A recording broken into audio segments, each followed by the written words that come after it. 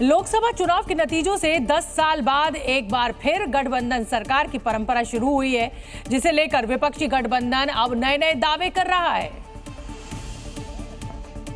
और कांग्रेस नेता राहुल गांधी ने नया दावा किया है। एक अखबार को दिए इंटरव्यू में राहुल गांधी ने कहा कि मोदी खेमे में बहुत असंतोष है और पीएम मोदी के खेमे में ऐसे लोग हैं जो हमारे संपर्क में हैं। ऐसे में गठबंधन के सहयोगी मुंह मोड़ सकते हैं। एनडीए की सरकार बनने के बाद कांग्रेस लगातार गठबंधन में मतभेद का दावा करती रही है।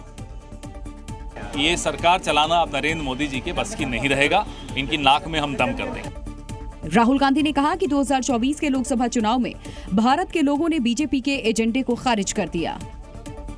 बिहार के सीतामढ़ी से जेडीयू सांसद देवेश चंद्र ठाकुर के मुस्लिम मतदाताओं पर दिए गए बयान पर विवाद थमता नजर नहीं आ रहा।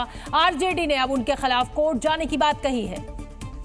आरजेडी नेता अर्जुन राय ने देवेश चंद्र ठाकुर पर जनता का अपमान करने का आरोप लगाया और उनके इस बयान के खिलाफ कोर्ट में शिकायत करने की बात कही। ऐसे व्यक्ति ने सीतामढ़ी का सर झुका दिया है। ये मनु के मानसिकता के हैं जो पिछड़े दलितों को शूद्र अतिशूद्र को गुलाम समझते थे। ये विवाद तब शुरू हुआ जब जेडीयू सांसद देवेश चंद्र ठाकुर ने यादव और मुसलमानों के खिलाफ बयान दिया। उन्होंने सरेआम कहा कि वो मुसलमानों और यादवों के लिए कोई काम नहीं करेंगे। मेरे मित्र यादव मित्र का स्वागत है, जो मित्र नहीं है पहले बार भी आना चाहते हैं, उनका स्वागत है। यादवों का और मुसलमानों का आइए, चाय पीजिए, मिठाई खाइए, काम के बारे में मत बोलिए, मैं आपका काम नहीं करूंगा। देवेश चंद्र ठाकुर के इस बयान पर न सिर्फ विपक्ष ने नाराजगी जताई बल्कि उनकी पार्टी जेडीयू में भी असहमति दिखाई दी। जेडीयू सांसद देवेश चंद्र ठाकुर के मुस्लिम मतदाताओं पर दिए गए बयान का मामला अभी शांत भी नहीं हुआ था कि केंद्रीय मंत्री गिरिराज सिंह के एक बयान पर बखेड़ा खड़ा हो गया।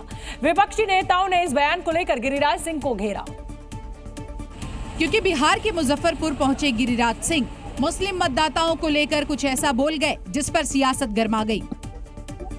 ये मुसलमान हमें वोट नहीं देंगे, अगर ये जहर है तो इस जहर के फन को तोड़ने के लिए जो भी करना पड़ेगा वो करूंगा। गिरिराज सिंह के बयान पर आरजेडी की प्रतिक्रिया सामने आई है। नेता मृत्युंजय तिवारी ने उन्हें संविधान पढ़ने की नसीहत दी। तो जो बात आज आदरणीय केंद्रीय मंत्री गिरिराज सिंह जी कर रहे हैं, उनको पहले संविधान का पूरी तरह से जानकारी ले लेना चाहिए। तो वहीं कांग्रेस ने गिरिराज सिंह पर समाज में जहर घोलने का आरोप लगाया।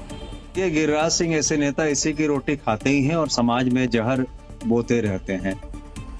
लगातार तीसरी बार एनडीए सरकार के गठन के बाद अब लोकसभा स्पीकर के नाम को लेकर भी चर्चा तेज हो गई है। दिल्ली में कल देर रात रक्षा मंत्री राजनाथ सिंह के घर पर बैठक हुई, जिसमें लोकसभा स्पीकर और डिप्टी स्पीकर को लेकर चर्चा हुई।